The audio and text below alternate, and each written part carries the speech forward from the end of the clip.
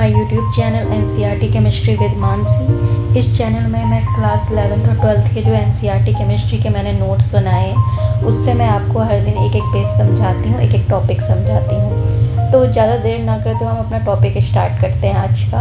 वैसे हमने chapter 1 some basic concepts of chemistry start किया था, जिसमें हमने अप्रॉक्सीमेटली 24-25 पेजेस पढ़ लिए थे, जिसमें हमने significant figure, surrounding of dimensional analysis, law of chemical combinations पढ़ लिए थे, एम्पेरिकल फार्मूला कैसे निकालते हैं उसके लिए एग्जांपल्स भी ट्राई कर लिए थे, बैलेंसिंग पढ़ ली थी, केमिकल इक्वेशन की कैसे करते हैं उससे रिलेटेड एग्जांपल्स भी ट्राई कर लिए थे।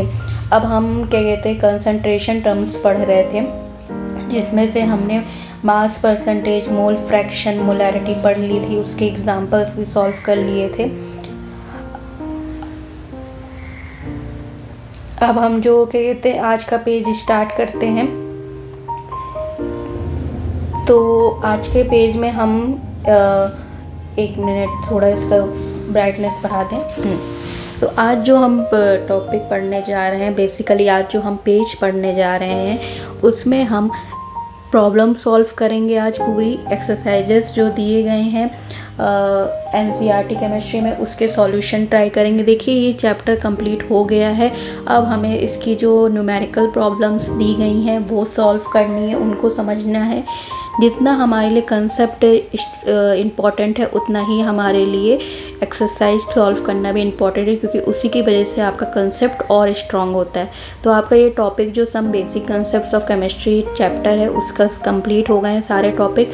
अब हम उसके न्यूमेरिकल प्रॉब्लम्स सॉल्व करना स्टार्ट करेंगे।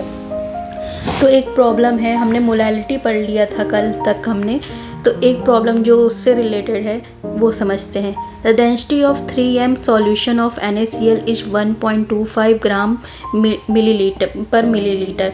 देखिए इसमें 3m का हमें पता है, जो कैपिटल M से डिनोट करते हैं उसे हम मोलैरिटी कहते हैं। तो हमें एक NaCl का सॉल्यूशन दिया गया है जिसका जो मोलैरिटी है, पहले हम क्वेश्चन को समझेंगे कि क्वेश्चन में हमें क्या क्या गिवन है, फिर उसके बाद पता करेंगे उसमें क्या फाइंड आउट करना है और कैसे फाइंड आउट करना है। तो हमें क्वेश्चन मोलैरिटी दी गई है सॉल्यूशन की, डेंसिटी दी गई है सॉल्यूशन की। इसमें देखिए ग्राम पर मिलीलीटर में दी गई है डेंसिटी हमारी। हमें डेंसिटी मास अपॉन वॉल्यूम होता है, तो इसमें हमें ग्राम पर मिलीलीटर में हमें डेंसिटी दी गई है। अब हमसे पूछा गया मोलैरिटी ऑफ सॉल्यूशन बताना है। मोलैरिटी ऑफ सॉल्यूशन का अभी मैं इधर आ जाती हूँ इस पेज पे। देखिए मेरी इधर टैबलेट पे हैंडराइटिंग ज़्यादा अच्छी बनती नहीं है, नोट्स में तो अच्छी बनती है, पर इसमें मैं प्रैक्टिस कर रही हूँ अच्छी हैंडराइटिंग बनाने की, तो समझ लीजिएगा। मोलैलिटी का फॉर्मूला हमारा क्या होता है,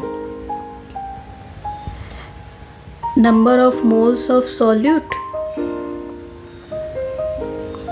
upon mass of solvent in kg। ठीक है, तो हमें मोलैलिटी पता करने के लिए तो हमें क्या क्या चीज़ों की ज़रूरत है। अभी मोल्स ऑफ सॉल्यूट पता होना चाहिए और मास ऑफ सॉल्वेंट पता होना चाहिए, और मास ऑफ सॉल्वेंट हमें kg में पता होना चाहिए। क्वेश्चन में हमें क्या क्या दिया है, मोलैरिटी पता है हमें, गिवन है 3m, और डेंसिटी पता है। अब इन्हीं दोनों के अकॉर्डिंग हमें निकालना है अपना मोलैलिटी। ठीक, तो अब हम आगे देखते हैं इसमें स्टेप। अब इसमें देखो मोलैरिटी पता है हमें, अब इसमें आगे देखते हैं। Mass of NaCl in 1 litre solution 3 × 5 58.5 170, इसका जब सॉल्व करोगे तो 175.5 ग्राम आएगा आंसर। अब आप ये समझो कि आपको ये मास ऑफ NaCl कैसे निकाला आपने। देखिए हमें मोलैरिटी गिवन है, मोलैरिटी का फॉर्मूला होता है number of moles of solute upon molarity का हम फॉर्मूला लिखते हैं। देखिए मैं हर स्टेप को समझा रही हूँ क्योंकि मुझे लगता है कि आपको कहीं पर भी कोई भी डाउट ना आए, बट ये नहीं है कि मैं आपको हमेशा हर स्टेप समझाऊंगी, पर अभी मैं आपको समझा रही हूँ, आप समझ लीजिए सारे स्टेप। एनसीईआरटी में बहुत जगह सारे स्टेप नहीं दिए गए होंगे, बट मैं आपको अच्छे से समझा रही हूँ तो इसको अच्छे से समझ लीजिए। मोलैरिटी का फॉर्मूला होता है number of moles of solute upon volume of solution in litre.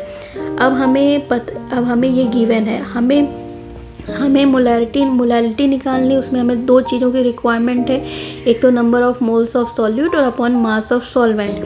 Molarity given है हमें 3m, मोल्स निकाल number of moles of volume हमारा कितना गिवन है 1 लीटर में, वॉल्यूम हमें 1 लीटर में पता करना है, तो ये तो नीचे अपॉन 1 आ जाएगा 1 लीटर। नंबर ऑफ मोल्स कैसे निकालते हैं, given mass upon molecular mass. ठीक, अब हमें क्या कहते हैं, गिवन मास पता करना है NaCl का कितना है, तो गिवन मास के लिए क्या करेंगे 3m, गिवन मास अपॉन है ये, सॉरी ये गिवन मास अपॉन होता है ना, गिवन मास अपॉन डिवाइड में। ठीक, तो अभी ये आपको पता है, ये भी आपका डिनोमिनेटर में आ जाएगा, तो आपको गिवन मास निकालना है, तो 3 तो आपको मोलैरिटी गिवन है, तो 3 into molecular mass of NaCl निकालेंगे तो वो 58.5 आएगा। आपको मैंने मॉलिकुलर मास निकालना बताया है, NaCl में आपको मॉलिकुलर मास कैसे निकालना है, आपको Na का जो एटॉमिक मास होता है और Cl का जो एटॉमिक मास होता है उसको ऐड कर दोगे तो आपका मॉलिकुलर मास ऑफ NaCl आ जाएगा। तो इससे आपने गिवन मास ऑफ NaCl निकाल लिया कि सॉल्यूशन में कितना मास NaCl का प्रेजेंट है, तो आपका ये स्टेप आ गया। Mass of 1 litre of solution, अब हमने पता करना है कि जो हमारा सॉल्यूशन है उसका मास कितना है। ये तो NaCl का मास 1 लीटर सॉल्यूशन हमने एज्यूम किया, 1 लीटर सॉल्यूशन में आपका इतना मास NaCl का प्रेजेंट है, पर सॉल्यूशन का मास कितना है वो हमें सॉल्यूशन की जो डेंसिटी दी गई है उससे पता करेंगे। डेंसिटी का फॉर्मूला क्या होता है, मास अपॉन वॉल्यूम। तो मास अभी हमें मास ही निकालना है, तो आप कैसे निकालोगे, density equal to mass upon volume होता है। आपको मास निकालना है सॉल्यूशन का, तो आप क्या करोगे, डेंसिटी इनटू कर दोगे मल्टीप्लाई बाय वॉल्यूम से, तो आपको मास ऑफ सॉल्यूशन पता चल जाएगा। अब देखिए डेंसिटी आपकी मिलीलीटर में दी गई है और हमें 1 लीटर की बात कर रहे हैं, हम mass of 1 litre of solution की बात कर रहे हैं, तो डेंसिटी में को भी आपको 1000 से मल्टीप्लाई करना पड़ेगा। आपको वॉल्यूम जो लेना पड़ेगा वो 1000 लेना पड़ेगा, क्योंकि यहाँ पर ml में दिया गया तो उसका कन्वर्जन करोगे, क्योंकि आपको 1 लीटर की बात करी जा रही है। तो डेंसिटी इंटू वॉल्यूम कर दोगे तो आपका मास आ जाएगा। तो वॉल्यूम आपका 1000 हो गया, डेंसिटी 1.25 हो गया, तो आपका जो मास ग्राम में आएगा 1250 ग्राम आपका मास आ गया। तो आपके पास NaCl का भी मास पता चल गया, सॉल्यूशन का भी मास पता चल गया, पर मोलैरिटी निकालने के लिए आपको मास ऑफ सॉल्वेंट की ज़रूरत पड़ती है। आपको समझ में आ रहा है ना कि स्टेप ये क्यों किया जा रहा है, क्योंकि आपको मोलैरिटी निकालने को बोला गया है और मोलैरिटी में आपका मास ऑफ सॉल्वेंट यूज़ होता है। सॉल्वेंट यहाँ पर वाटर ही हो, क्योंकि सॉल्यूशन की बात कर रहे हैं आप, तो मास आपका NaCl प्लस वाटर ही होगा। तो हमने NaCl का मास पता कर लिया, सॉल्यूशन का मास पता कर लिया। अब मास ऑफ सॉल्वेंट पता करना है, मतलब मास ऑफ वाटर पता करना है, तो जितना हमारा टोटल मास है सॉल्यूशन का माइनस NaCl का मास कर देंगे, तो आपका जो बचा हुआ मास वाटर का होगा वो आ जाएगा 1250 माइनस 175.5 कर दिया, इसका कैलकुलेशन कर दोगे तो 1074.5 ग्राम आ जाएगा। मतलब आपको मास ऑफ वाटर पता चल गया ग्राम में। पर मास ऑफ वाटर जो होता है, सॉल्वेंट होता है, वो मोलैरिटी में हमें kg में पता करना चाहिए। तो मोलैरिटी का फॉर्मूला क्या होता है, number of moles of solute upon, थोड़ा सा मैं जूम कर दूँ, number of moles of solute upon mass of solvent in kg। तो हमें ये तो ग्राम में पता हुआ है, तो अभी हम इसको kg में कन्वर्ट कर देंगे। kg में कन्वर्ट करने के लिए 1000 से आपको डिवाइड करना पड़ता है, तो आपने यहाँ पर kg में मास कर दिया। आपको number of moles of solute तो पता है 3 मोल्स हैं। क्यों, क्योंकि आपको NaCl का आपको 3m आपको पता है। 3m मतलब आपको मोलैरिटी पता है। जहाँ पर आपने 1 लीटर ले लिया तो मोलैरिटी का फॉर्मूला क्या होता है, नंबर ऑफ मोल्स अपॉन वो volume of solution in litre. Volume तो आपने 1 लीटर एज्यूम किया हुआ है, तो जो मोलैरिटी है वो आपके नंबर ऑफ मोल्स के इक्वल होगी। तो आपको पता चल गया कि आपके मोल्स कितने प्रेजेंट है, 3 मोल्स प्रेजेंट है NaCl के।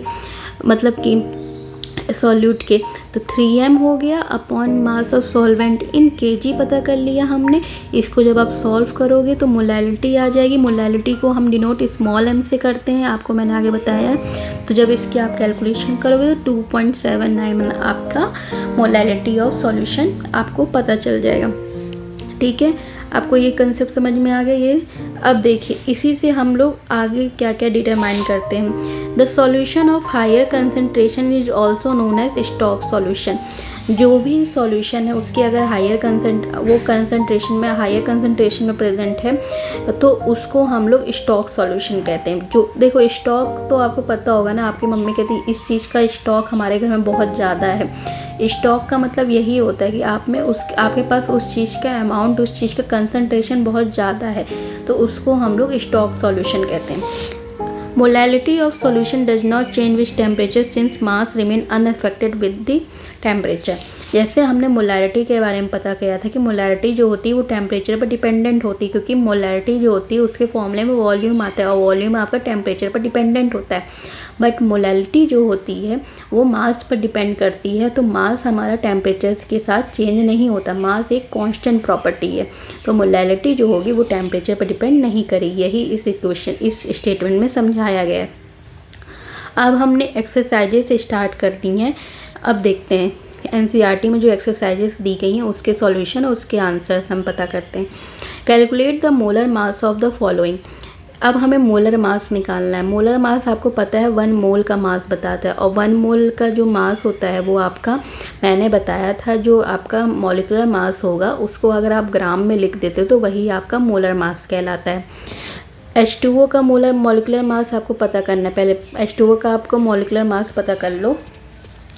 देखिए इसमें हमने मोलर मास जो होता है वो हमेशा ग्राम में लिखा जाता है। ठीक, यहाँ पर हमने सबके मॉलिक्यूलर मास लिखे हैं, मॉलिक्यूलर मास निकालें। अगर इसको ग्राम में आप लिख दोगे तो वही आपका मोलर मास हो जाएगा। मॉलिक्यूलर मास ऑफ वाटर निकालने के लिए आपको पता है कि वाटर के 2 एटम प्रेजेंट हैं, ऑक्सीजन के 8 एटम प्रेजेंट है, तो आपका 2 multiply atomic mass of hydrogen plus 1 into atomic mass of oxygen. Atomic mass of hydrogen हमें पता है 1.0084 होता है। एटॉमिक मास ऑफ ऑक्सीजन क्या होगा 16U। जब आप इसकी कैलकुलेशन करोगे तो वाटर का मास आपका आ जाएगा 18.016, जिसको राउंड ऑफ करके हम 18.02 लिखते हैं, क्योंकि जो आपका राइट मोस्ट डिजिट है नंबर का वो 5 से बड़ा है। जब 5 से बड़ा होता है तो आपका जो प्रीसीडिंग नंबर होता है उसमें +1 कर देते हैं, इसलिए यहाँ राउंड ऑफ करके 18.02 आया। ये आपका मॉलिक्यूलर मास निकल रहा है। ठीक, इसको हम मोलर मास नहीं कहेंगे। मोलर मास करने के लिए इसको हमें किस में लिखना पड़ेगा, ग्राम में। अगर आप जब इसको ग्राम में लिखोगे तो हम उसको मोलर मास कहते हैं। अब हमें CO2 का मॉलिक्यूलर मास निकालना है। मॉलिक्यूलर मास ऑफ CO2, देखिए मुझे लग रहा है इस क्वेश्चन में मोलर मास की जगह मॉलिक्यूलर मास होगा, क्योंकि तभी इसमें सब जगह एटॉमिक मास यूनिट में आपको आंसर दिया गया है। ठीक, इसको आप मोलर मास ना समझ के इसको मॉलिक्यूलर ही मास समझिए। मॉलिक्यूलर मास ऑफ CO2 निकालना है। कार्बन का 1 एटम प्रेजेंट है, उसके एटॉमिक मास से मल्टीप्लाई कर देंगे। ऑक्सीजन के 2 एटम प्रेजेंट है तो 2 into atomic mass of oxygen कर देंगे, इन दोनों को ऐड कर देंगे तो कितना आंसर आएगा 44.01 U। U आपका एटॉमिक मास यूनिट होती है, इसीलिए इसको हम मॉलिक्यूलर मास कहेंगे, क्योंकि ये U में रिप्रेजेंट हो रहा है। अगर ग्राम में होता तो हम इसे मोलर मास कहते हैं। CH4, molar mass of CH4। अभी देखिए मोलर मास नहीं, ये मॉलिक्यूलर मास है। ठीक, इसको मॉलिक्यूलर मास समझिए, ये मोलर मास नहीं है। मोलर मास आपका ग्राम में होता है, मॉलिक्यूलर मास की यूनिट आपकी U में आएगी। कार्बन का 1 एटम यूज़ हो रहा है तो 1 into atomic mass of carbon. Hydrogen के 4 एटम यूज़ हो रहे हैं तो 4 into atomic mass of hydrogen. Carbon का एटॉमिक मास कितना हो 12.011 U। हाइड्रोजन का एटॉमिक मास का तो 1.008 U। इसको जब आप कैलकुलेट करोगे तो इसका आंसर 16.043 U आ रहा है।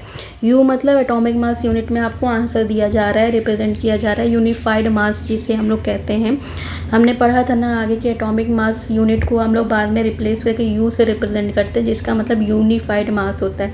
तो U से रिप्रेजेंट करा जा रहा है, तो मतलब ये मॉलिक्यूलर मास है, मोलर मास नहीं है। मोलर मास आपका ग्राम में रिप्रेजेंट होगा। ठीक, आपका अब नेक्स्ट क्वेश्चन देखते हैं। Calculate the mass percentage of different element present in sodium sulphate Na2SO4। देखिए ये क्वेश्चन मैं आपको होमवर्क ले दे रही हूँ, ये क्वेश्चन आप खुद ट्राई करिएगा। वैसे तो मैं इसका कल कैलकुलेशन बताऊंगी बट एक बार आप खुद ट्राई करिए। इसमें ये पूछा गया है Na2SO4 जिसको सोडियम सल्फेट कहते हैं, उसमें आपके जितने भी एलिमेंट प्रेजेंट है, कौन कौन से एलिमेंट प्रेजेंट है, सोडियम प्रेजेंट है आपका, सल्फ़र प्रेजेंट है और ऑक्सीजन प्रेजेंट है। तो आपसे ये बोला गया है कि आपको इन तीनों एलिमेंट के मास परसेंटेज निकालने हैं। मास परसेंटेज का फॉर्मूला मैं आपको बता चुकी हूँ, mass of that element upon total mass of the solution, मतलब कि मॉलिक्यूल। तो आपको इसके इन तीनों एलिमेंट के आपको मास परसेंटेज निकालने हैं। आपको अगर फॉर्मूला नहीं याद है तो आप मेरी आगे की वीडियोस या क्या कहते हैं शॉर्ट्स देख सकते हैं जिसमें मैं पेजेस अपलोड करती हूँ, उससे आप ये फॉर्मूला समझ लीजिए और फिर कैलकुलेशन करिए। अगर आपको तब भी नहीं समझ में आ रहा है, वैसे तो आ जाएगा आपको समझ में, अगर नहीं आ रहा तो कल मैं वैसे भी इसका सॉल्यूशन बताऊंगी। तो आज के लिए हमने 2-3 प्रॉब्लम सॉल्व कर लिए हैं, तो आज के लिए इतना ही रखते हैं। ज़्यादा हेडेक मैं नहीं बनाना चाहती हूँ आप लोगों के लिए। तो आपको अच्छा लगे तो please like share and subscribe. Thank you for watching. Thank you.